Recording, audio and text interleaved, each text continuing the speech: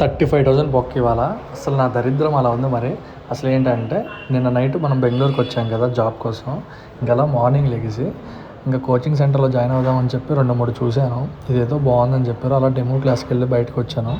ఇంక ఇక్కడే మన న్యూ బిగినింగ్ స్టార్ట్ అవుతుంది అనమాట. కష్టపడదాం ఇప్పుడన్నా, అర్థమైందా?